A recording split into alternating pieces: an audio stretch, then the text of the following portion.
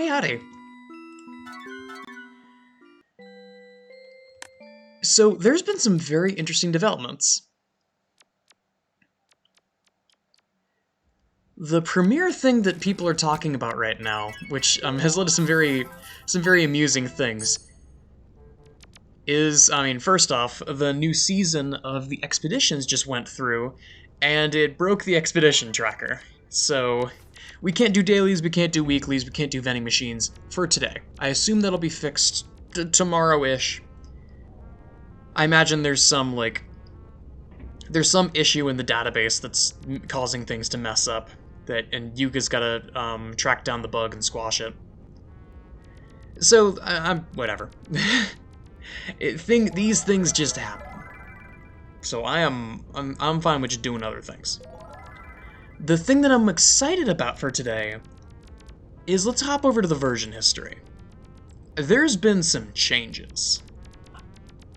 To those not in the know, 7.10 put out an update, and 7.10 is like the Yumatuki creator. Like, they are the progenitor of the entire project. And they made some pretty radical changes. You might notice in this thumbnail that something's a little bit different. That's because there's a new mix effect. Schoolboy and Bike. This is the first mix effect that has been added in multiple years. I think the last one that was added was the Raincoat combo effect. But they added a whole bunch of new areas, new sub-areas to their previous areas. But arguably the most interesting of these changes, I don't know if this is reflected in the Nexus yet, it is. You might notice some worlds are missing. This is no coincidence. One of 7.10's changes is they removed some specific worlds and shelved them in a different location to keep the Nexus from being too cluttered or too dominated by specific creators. Now, actually, independent of that, there was a Kotensu update where Kotensu moved Oil Puddle World into a different location. I gotta track down where that location is, but you'll notice Shield Owl World is gone from the Nexus, Red Streetlight World is gone from the Nexus, what else? Abandoned Campsite is gone, and Clock World is gone. Now, all of them are still in the game, they've just been moved, and I think first thing I want to do is go and see that and see where they went. Because if I remember correctly, it's over here.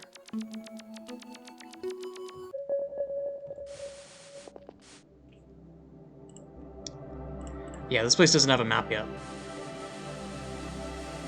But I'm content to just wander around for a bit until the warps show up, while I talk about what I've been up to. So the main change in my life is I've had a bit of a tradition with my friends of doing a bit of a, I wouldn't necessarily call it a Secret Santa, but just like my brother and I, we gift a bunch of gifts we gift a game to each of our friends, and then they reciprocate and give us back a gift, and we all collectively expand our libraries. And it gives me an opportunity to experience some games that I wouldn't normally experience. So I've been able to enjoy some very cool new games. One of those games, which I haven't really scratched the surface of, but it is very interesting, is Buckshot Roulette. Now, Buckshot Roulette, I heard about it pretty regularly for a small amount of time, and my original assumption was, oh, it's just a YouTuber game. It's just not really my thing. Hello. The creature. But, my assumption was always that it was, like a YouTuber game, like a surgeon simulator kind of thing. Of like, you're not really supposed to play it, you can, but it's more meant for other people to watch you play it. But now that I've actually played it myself, it's really compelling. It's a statistics game, as weird as that is to say. It's a Russian roulette styled game where there's other things that you can do to influence the table. Like you can make your opponent skip their next turn. There's Red Street Light World. Eventually that secondary area will get a mapped out, but for the time being, I don't think anything was added in here, but I just wanted to show off that that was a thing now.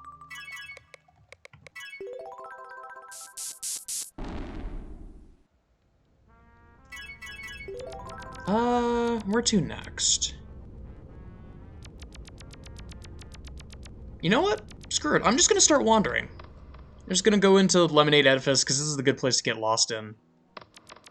But, I'm just gonna keep yapping. But Buckshot, I've been enjoying it a lot more than I thought I would. I'm not super keen on the ARG elements, but they are there for the people that like that. But frankly, the main thing that I've been enjoying is just like the statistics in the numbers game, and the multiplayer especially is a ton of fun. Even if you're not super keen on the single player, the multiplayer is definitely worth getting if you have friends who also have it.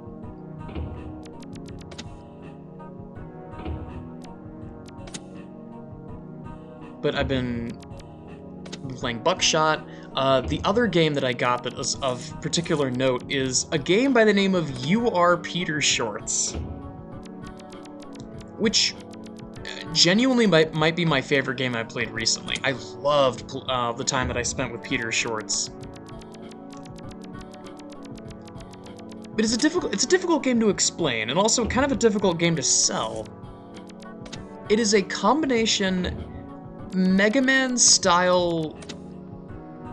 It's a combination of Mega Man, a platform fighter, and a oh right, Bodacious Rotation Station. It's a combination of Mega Man, a platform fighter, and a like an abilities-based platformer. It's a very unique combination, and it works really well.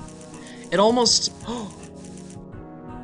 I don't remember you being here before. Hello.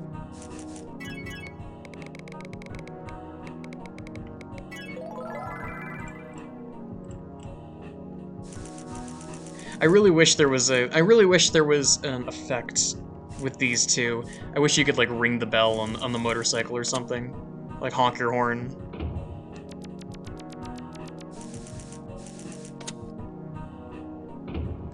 Oh right, this just leads back to the start. But Peter Shorts was so cool. It was so cool. I really enjoyed it. And I'm not even done with it. I've only... Out of the abilities that I've unlocked roughly half of them, a little over half. I'd wager that I'm about 2/3 of the way through the game, and I haven't made any effort with actually 100%ing the game. Because it seems like it's going to be kind of a headache to 100% that game. But I kind of want to try. It seems like it'll be fun. But the platform fighter elements are really compelling. It almost feels like the concept of the game came from a... Okay. I'm surprised that hit me. I feel like the concept of that game came about because someone was really miffed at the state of Mega Man and Smash Bros. That every iteration of Mega Man that I've seen in Super Smash Bros. And like fan mods is either really overpowered or really like lame and unfun. And the general consensus with a lot of people is that he's just not a character that's well suited for a platform fighter. And I feel like someone saw that and was like, you know what? I disagree. And so they made You Are Peter Shorts, and it works really well.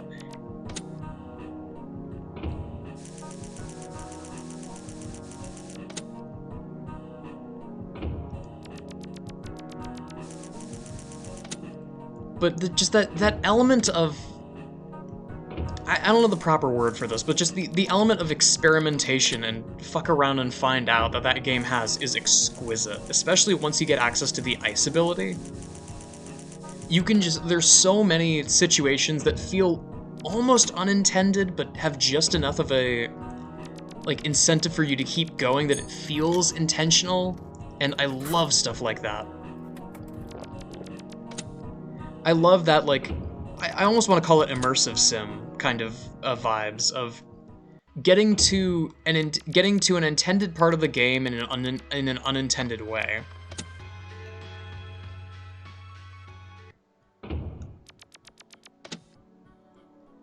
But I've been playing Buckshot, I've been playing Peter Shorts, and I mean I got a couple of other games. I also got Smile for Me, which I'm very interested in.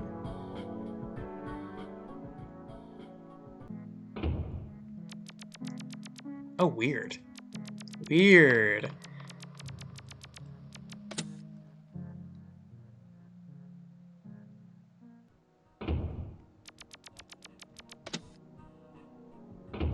But Smile for Me I've always kind of had my eye on. But I've never played it before, and I'm excited to play it for the first time. Maybe if I really enjoy it, I'll probably check out Great God Grove as well, because that's by the same people and it just came out.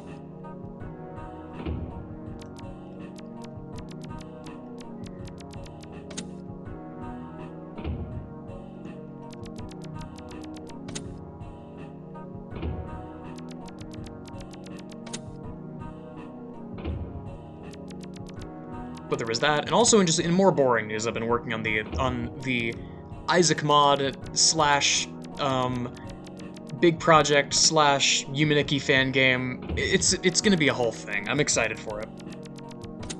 I'm not mincing words when I call it a Yuminiki fan game. I think it genuinely will fit that bill after a certain point, but it's gonna take a while.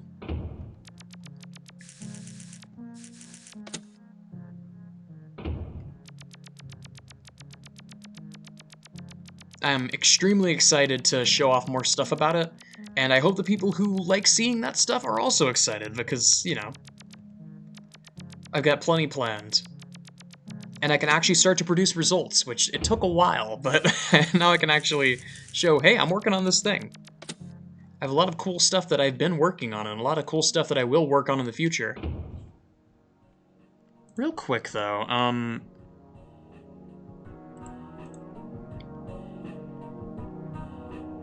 okay, good. I wanted to be sure that the scale filtering was turned off. Because, frankly, bilinear scaling looks ugly as hell, and so does every other kind of like, interpolation scaling. I very much prefer roughness to blurriness any day of the week.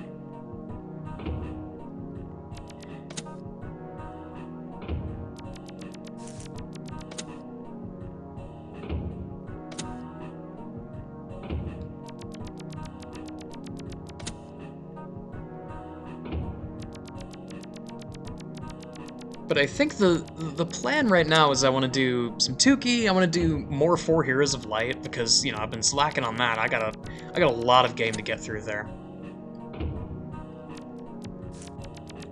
It's probably going to end up being like a 20-part series, and I'm on part, what, 5? That's going to take a second. Okay, here's Pulsating Passage again. It took a second.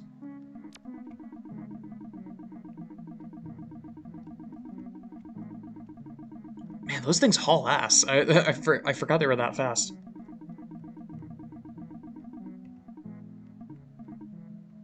Come on, bud.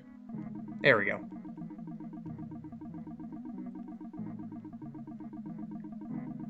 But I'm finally out of that rut that I was in.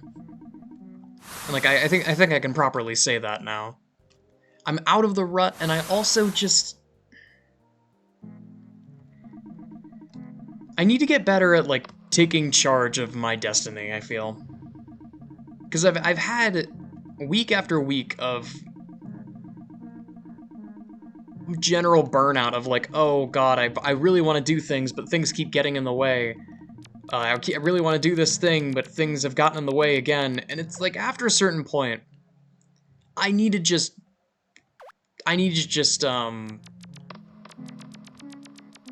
grab life by the horns and say, you know what? Stop interrupting me. Let me do the things that I want to do.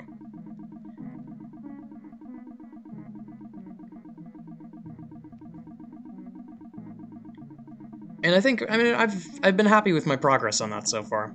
Because that RPG I've been sitting on for just about a year at this point. That's a project that I've always kind of been kicking around. Because in most of the projects that I do, and like most of the languages that I try to learn,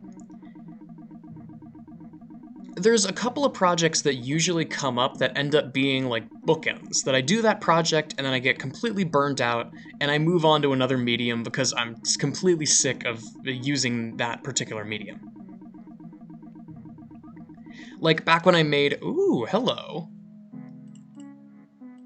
Back when I made maps for Super Fighters Deluxe, just like custom maps to play around with friends. The last thing that I ended up doing was I made Conway's Game of Life. And it was insane. I still have a video about that up on this channel somewhere. I think I'm eventually going to post an updated version of that video, maybe like an edit, because it is genuinely so fascinating. At least, you know, it's fascinating to me. Maybe not to other people, but I always found like Turing completeness and that kind of stuff absolutely fascinating. Like, what makes a computer? What does that imply? What things can do the things that a computer can do? I always love that stuff. Also, I didn't mention it before, but you might have seen it as I was scrolling by. QXY and UWA both have updates in the works. So we're in the midst of a bit of a Tukey renaissance, as if we weren't already.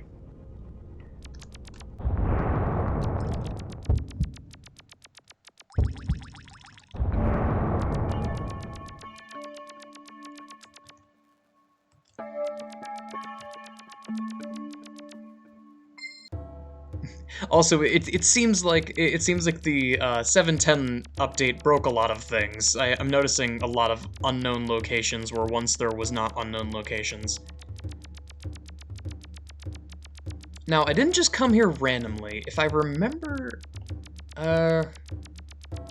oh no, wait, this would be the wrong way.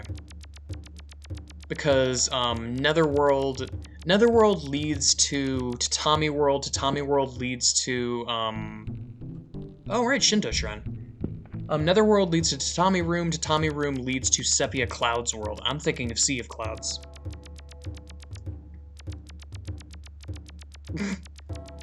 Someone got pissed. someone got the funny yellow phone. I love that that's still in the game. That's such a... There are very few things in this game that I would consider a troll that are actually funny. Because there's a lot of, like, the Delta Judgment stuff that used to be there that felt kind of just mean. But that's one of the trolls that I don't quite mind as much, because it is very fun to me. And it's also not that big of a deal to recoup, because Sugar Road doesn't take too long to get to.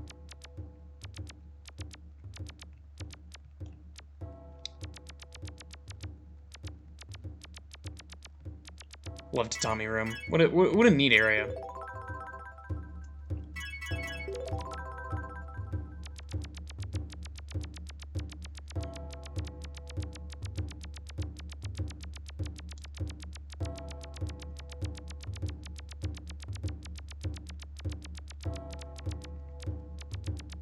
But I'm already kind of thinking of what I want to do after the RPG, what I want to do after the Four Heroes playthrough is done. I'm kind of tempted to play through Bravely Default, because I've always heard that Bravely Default is quite good and a direct step up from Four Heroes of Light, but I've never played it. I think back when I was really young, I played Four Heroes of Light, I really enjoyed it, and then I was like, yeah, man, I want to play Bravely Default. And then I realized that it was, for a while, the game was Japanese eShop exclusive, and I looked at that and was like, damn, okay, I guess I don't want to play it. Oh. Thank you. Thank you, sir. Sir or madam.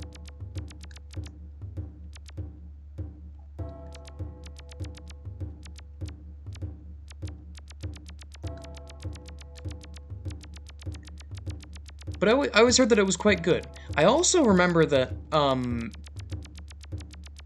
to to those who didn't tune into those videos, Four Heroes of Light was created by Matrix Software, which was sort of like a lesser known company that makes Japanese RPGs. They did a lot of like remasters and stuff before that point. And Bravely Default isn't made by Matrix Software. It's actually made by Square Enix. I have to wonder if it was like Square fully taking the rights away, or if they like brought some of the Matrix Software people on board for it, or what the deal was. It's always hard to tell with those like big Japanese companies. It's always hard to tell what's going on the inside. Particularly Square. Square and Nintendo. It's both. It's hard to tell what's going on with both of them because like very intentionally they don't.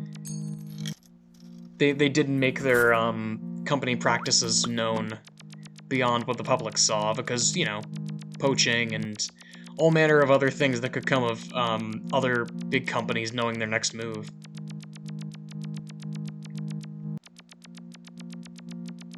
But that's the... I don't know. Something else that was fun is, my brother has been dragging me into watching college football, and quite a lot of college football of that. Because he goes to a team that's in the playoffs, I go to a team that's in the playoffs. We've kind of like... my uncle has pretty regularly done bets on the bowl. You know, like the classic thing. It's we put in our votes for everything. I'm not going in Arithakite maze, not today. We put in our votes, and then depending on what happens. All right, this place is gorgeous. Depending on what happens, the person with the most amount of points wins the pot, and right now the pot is like 15 bucks.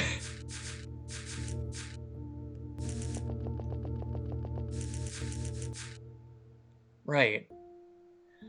Oh, shoot.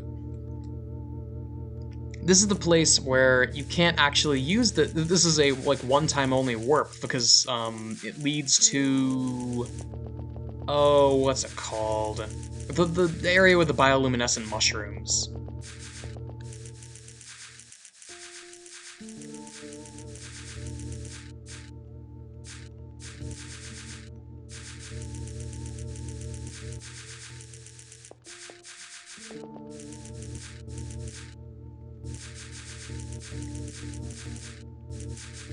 Oh, this is disorienting.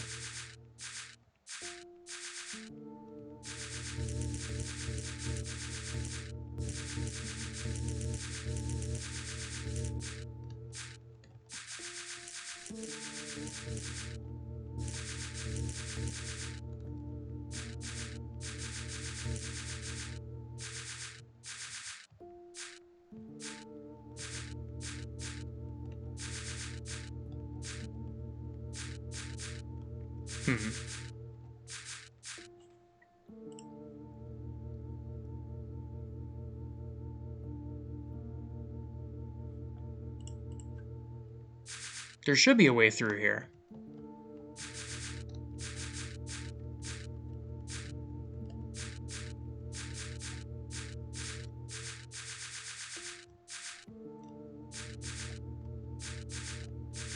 Oh, there we go.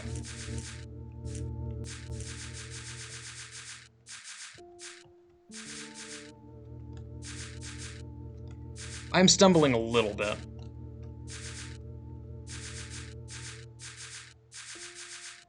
But I'm figuring it out. It's the joy of Yumatuki, it is. Just poking around blind in the dark, and then every once in a while, you find something truly beautiful.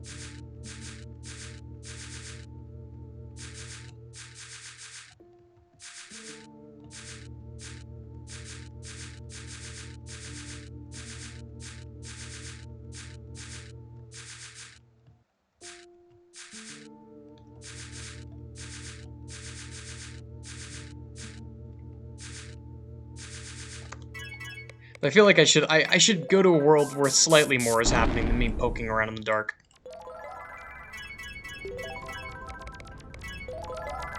But I've been dragged into watching a lot of college football games, and there have been some particularly funny ones. I think my favorite so far this year has been the Georgia Tech game, which ran to 8 overtimes. And like it was the big game too. It's like at the end of the season, there are a total of 43 different bowl games this year.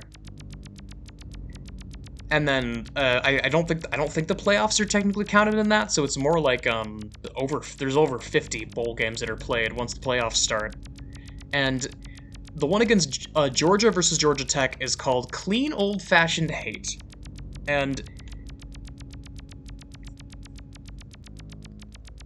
going into it, I don't know too much about Georgia Tech football, but I do know that they're not amazing, and the thought for a while was that, oh, they're just not going to do very well. And then the game was tied up for 8 overtimes. And after a certain point, my brother and I were just past it, like, every single time it went into overtime, we would just repost the gif of Mr. Krabs. Day 15, give it up for day 15. Over and over and over again for 8 overtimes. It was so funny. I didn't even have a stake in the game. It was still hilarious to watch.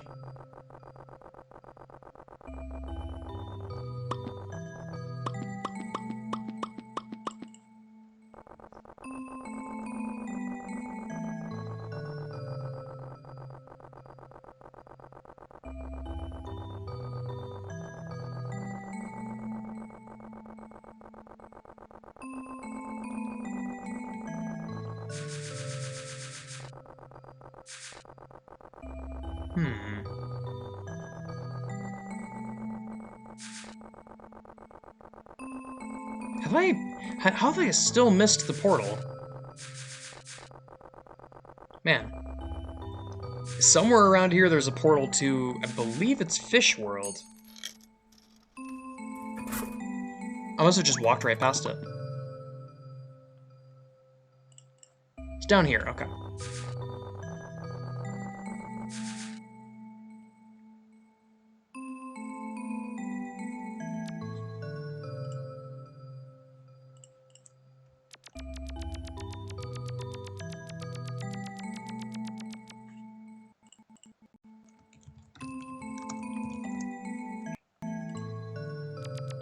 It's hard to beat Nocturnal Grove.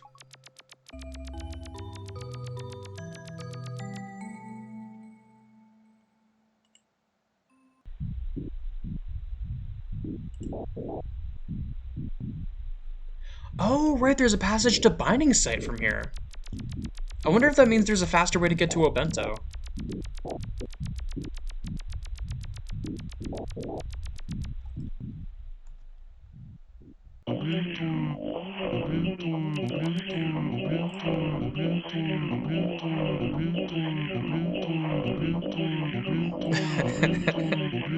This place is insane. I kind of love it.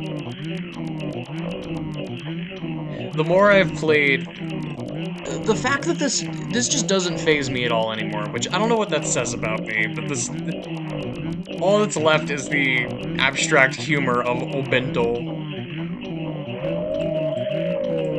I'm not sure if that's...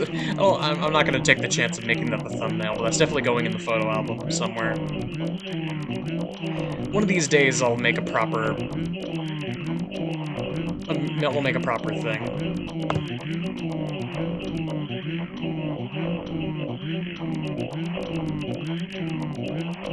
But for now, I think I'm basically out of time.